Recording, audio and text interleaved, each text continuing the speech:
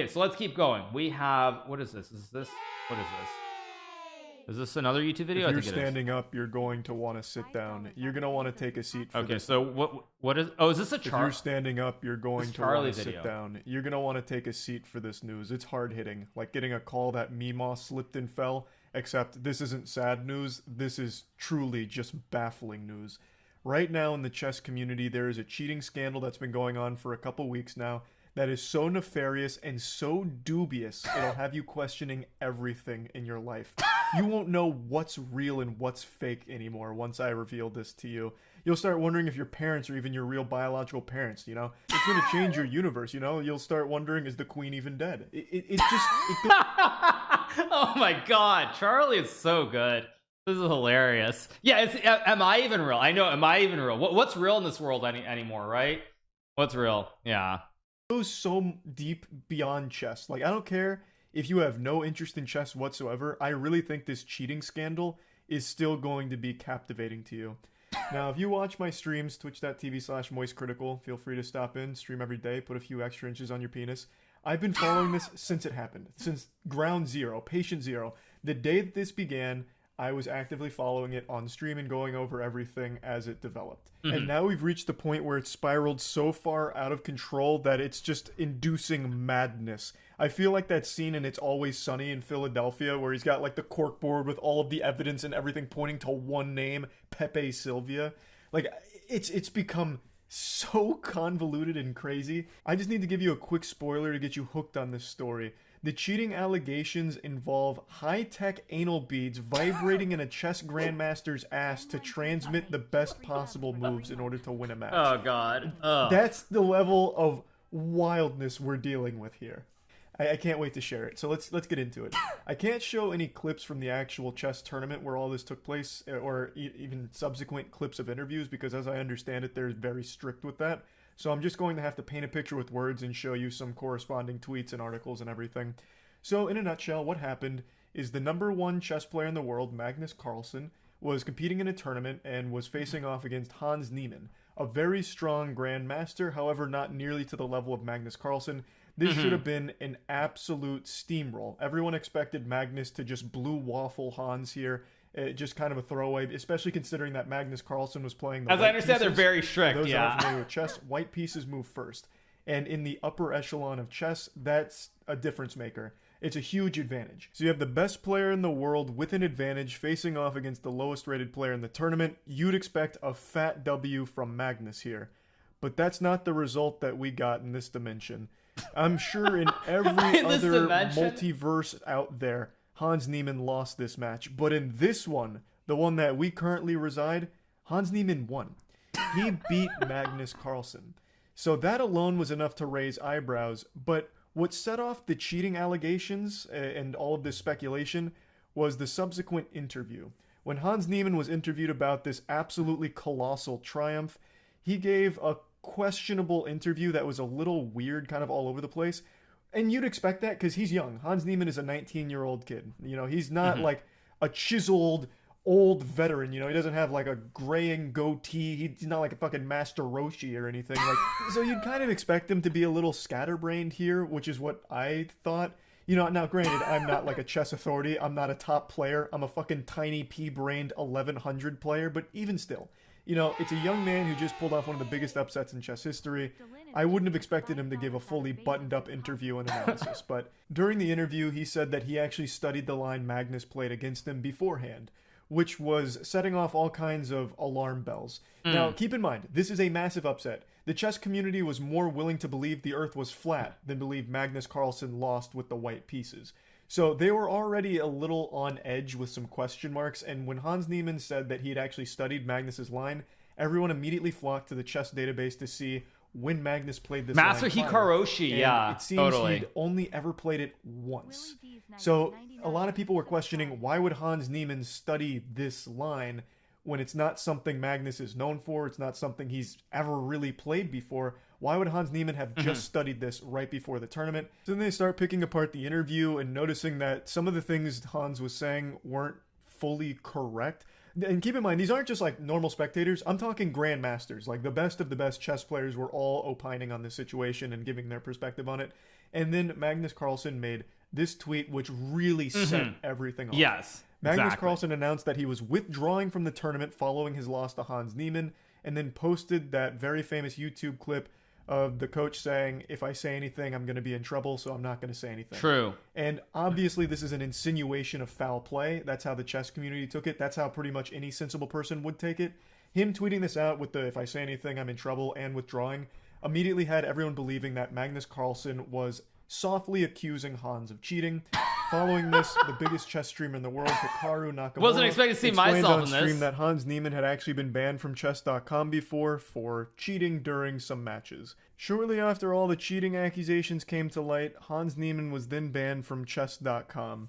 So, now you're all caught up to speed on what exactly happened, but you're questioning, how could he have possibly cheated? And that's where this conspiracy goes fucking insano style. The leading theory across all of the major outlets is Hans Niemann was using anal beads that vibrated to instruct him what moves to make against Magnus Carlsen in the match. I'm not fucking kidding. This is the leading theory on how Hans Niemann cheated against Magnus Carlsen. So in order to fully digest this entree, I'm going to need to explain how cheating in chess can possibly work. A lot of them are galaxy brain schemes. Now, for those that aren't familiar with chess, there's engines. There's and just to be clear, chess bots that just to be clear, you guys, to be clear, this theory, it's not actually a leading theory, but this theory originated in the chat of the Chess Bros, which is, it was a joke that turned into theory, mainly because even though the Bros reacted, I mean, Eric reacted to it, it was all fun and games and something of a quiet joke until, of course, the richest man in the world, and probably most powerful man in some ways, at least on social media, decided to retweet it, and that's when everything just broke. All hell broke loose, as we would say. Like, it wasn't even the Chess Bros reacting. It's that when Elon Musk saw it and retweeted, because I think he saw it from Liv first, that's when everything just like boom, just exploded out of this world. Will always know the best possible moves in any given situation, any position on the board. One of them is called Stockfish. So Stockfish has actually been modified in order to fit in someone's shoe. And this was tested by an independent player who put the Stockfish bot in his shoe. He calls it Sockfish. And it was able to transmit the best possible moves for his match. And it worked to a pretty decent degree of success, though, of course... this is news to me. I was not aware of this. Really? So there was some Stockfish thing where in the shoe? I had not even ever heard of this. Wow, okay. But the technology does exist. It worked by sending pulsing to his foot that would basically work like Morse code. So it would pulse and tell him what position to move what piece and where. So pretty fucking cool. Now, obviously, that's illegal. You can't sneak a chess bot to play for you. It's cheating, but I think the point of this experiment was to show that it is possible. And he didn't do this in like a legitimate match. He revealed to his opponent, who found it humorous. But it is pretty impressive technology, so it's not far-fetched to think that anal beads couldn't accomplish the same thing as James Stanley's Sockfish. If you take the same idea, where you take Stockfish in the Raspberry Pi for the shoe and use it for your asshole, it could send vibrations or pulses through your rectum and work the same way as Sockfish. It would vibrate your colon in a way that would tell you the position to move on the board. So it can exist. Like, it's not super far-fetched. Like, we're not in the realm of sci-fi. It's not a fantasy. You could technically make some kind of butt plug that runs Stockfish and just have it vibrate Morse code for where you should move your pieces. It can, theoretically exist. Right. Now, whether or not Hans Niemann had a butt plug or anal beads in that did this, it's up for anyone's guess. Only God knows, and only Hans Niemann's butthole knows. The thing with chess cheating is you can never be 100% sure either way. Because for a grandmaster to cheat, they'd only really need to hear one thing, a cough, that indicates there's a tactic. This is true, actually. This is true. Because they're all so good. If they just have even the slightest hint that there's something there, they will find it pretty quickly. Yeah. So no one's 100% sure how prevalent cheating is. However, there's only been a few cases of cheating being caught at the top level. The most famous being about a decade ago during an Olympiad. There was a very high IQ plot to cheat where the teammate would send a coded text to another teammate and then they would sit at a particular table which corresponded to a position on the board. And judging by where they were sitting, Yeah, the this is good player would research then know that he what did this. moves Yeah. to make fundamentally. So by changing where they were sitting, they were transmitting information to the player, which obviously isn't allowed. Very galaxy brain shit, but this was caught and they did receive punishment for it. So yeah, it has happened before, but it's not something common. Now let's get back into this case specifically. Hans Niemann has been very outspoken. He's addressed all the rumors and every outlandish claim imaginable. He's been very open with everything. Now I want to give my personal perspective here, and I've talked about it on stream. I don't think Hans Niemann cheated. I really don't. The security was super tight at this event, and they were very thorough with their checks. In chess, they have checks to make sure that you're not smuggling in anything illegal or anything unsavory, unprofessional. You know, nothing that would give you an advantage. So during the beginning of this match, I can't show you the clip, but I'll show you a quick picture.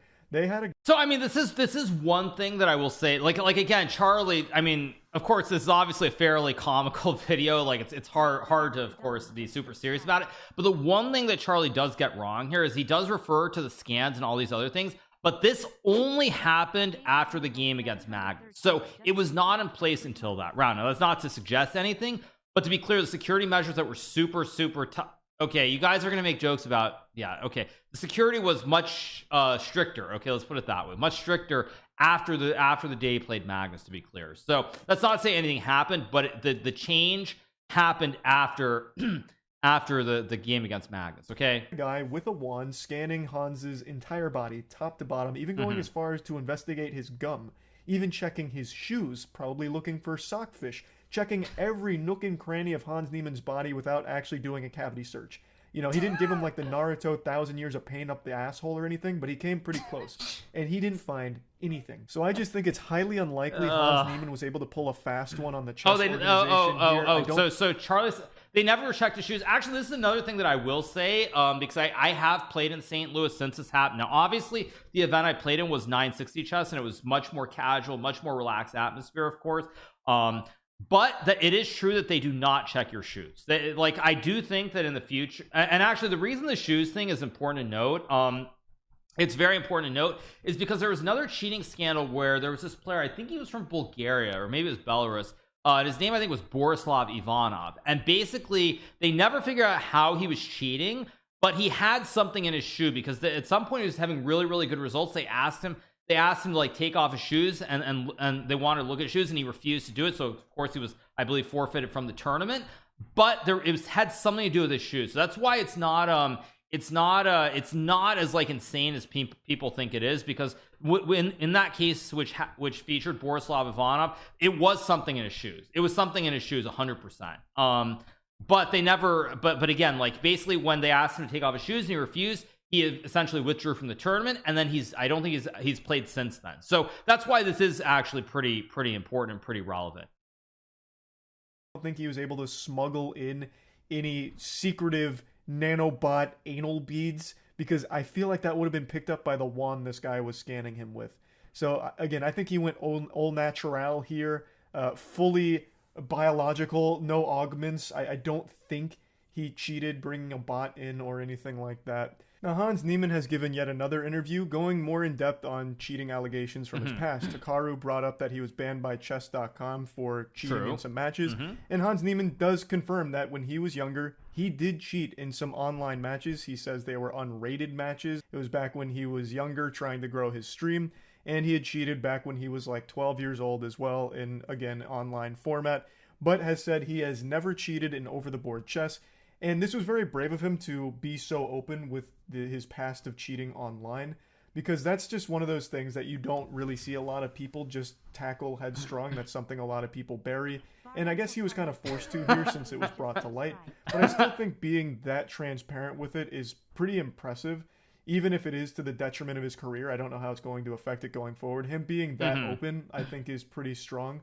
And he is defending the legitimacy of his over-the-board career. In response to Hans Niemann's interview, Chess.com put out a statement saying that he will remain banned and that they had evidence that contradicts some of the statements he made, but Chess.com has yet to put forth that evidence for people to see. So as of right now, he's still banned and the evidence is hidden. And now I want to make it clear, not every Grandmaster is saying that Hans cheated. It's some of them that are standing strong that it's very suspicious how he beat Magnus. Some of them are claiming that all of his moves are a little too in line with moves that the chess bots make. But there are still a lot that support Hans, saying that, you know, Magnus just didn't play that well that day. So it's really just that is definitely true here. But since the anal bead theory broke, there was even an offer for Hans Niemann to play naked for $1 million to prove he didn't cheat. This anal bead theory is what's really taken hold from the cheating scandal here. And it all started as a meme. I don't think a lot of these publications did their due diligence here. The anal bead theory was just kind of a joke on the chess subreddit. There were very few people that legitimately believed it. They just started talking about it just because it was silly. But a lot of these publications have picked it up as if it's something believable. And yeah, theoretically, I mean, they picked it up because, like, there's no... I mean, when Elon Musk tweets something, like, richest person in the world, probably one of... I mean, everybody's looking at whatever he tweets nonstop. And when Elon tweeted that, that's what led to it. It was not about the chess subreddits. It was specifically Elon retweeting that basically took it from, like, a fun little, like, casual internet thing to something that became like mainstream. It's because of Elon. 100% because of Elon. It could exist, but I still find it very unlikely that it does. But the point is, it started as just a joke that's now become something much bigger. And Hans Niemann said he'll fucking play naked to prove he hasn't cheated. Like, he's being a good sport about the anal bead stuff. He said he'll just play full bare ass chess to prove that he is an innocent man when it comes to over the board chess games. Now, I'd like to just briefly give my opinion on Magnus Carlsen's tweet, because that's what really turbocharged all these cheating accusations here. He made that tweet and then went complete radio silence. He hasn't spoken out about this since, when he's the one that really, you know, kicked a shit in the septic tank here and let it fester. I think it's a little, you know, embarrassing to make that tweet and then have no follow-up. He just very slyly insinuates Hans may have been cheating. He withdraws from the tournament, which is no small thing, mind you. That's a big gesture. But refuses to actually come in here and give his stance on it when he's the one that kind of started most of it. I think that's a little sad. I would like if Magnus Carlsen would elaborate on why he made that tweet and what it's exactly in reference to. Is he accusing Hans of cheating? Does he think Hans cheated? Or did everyone misinterpret his tweet? I don't like the ambiguity of it. I would really appreciate, and I think most people would appreciate, if he elaborated a bit on his position, since he's the one that, you know, he threw out the first move here going for like a scholar's mate potentially. So why not explain it a little more thoroughly? You know, tell us the line. But anyway, I just wanted to quickly get that out there because, you know, I feel kind of strongly about that. But overall, I don't think he cheated, but we'll never fully know. No one will ever fully know because there's no way it will ever be proven. But what a wild story regardless. Anyway, that's about it. Yeah, so I wanted to add one point. There's one thing that Charlie says, that when he refers to Magnus not saying it, there are a couple things in play. First of all, there's the aspect of Hans and potentially wanting to sue everybody. That's the first aspect. The second aspect that's really important to note as well is that another reason Magnus can't really say anything is because FIDE has their laws about like sportsmanship and gameplay. Of course, I'm not an arbiter or somebody who wastes my time reading the rule book, so I of course I don't know exactly what it says, but you're not able to say such things if you don't have some kind of proof. So those are the two things that Charlie is isn't aware of. Now, of course, in the streamer world, it's very different in general terms, but like it is something I think people are definitely thinking about. Bring the game into disrepute, whatever it might be. Those are the two things that, in terms of Magnus, like why I think he's not saying anything very clearly throughout all of this. It's because of that. Those are the two reasons. So this is the first bit that I want to cover. Of course, it's a good video, obviously, by Charlie. I always love his stuff. So if there's no proof, why does he quit? I mean, I've said this before on my stream. I said this last week, and you know, a lot of people got mad at me for saying this, but I said it before. And the fact is, like, at the end of the day, the chess world is very small in terms of grandmasters, super grandmasters, all this other stuff. And everybody talks to each other. Okay, make no mistake about it. We all talk to each other. There are a lot of things that are said privately, not said publicly, etc., etc. And so where was I going with that? I lost my train of thought. But the fact is, these rumors have been building up over a long period of time. They have. They've been building up over a long period of time. It's just that simple. And it is what it is, plain and simple.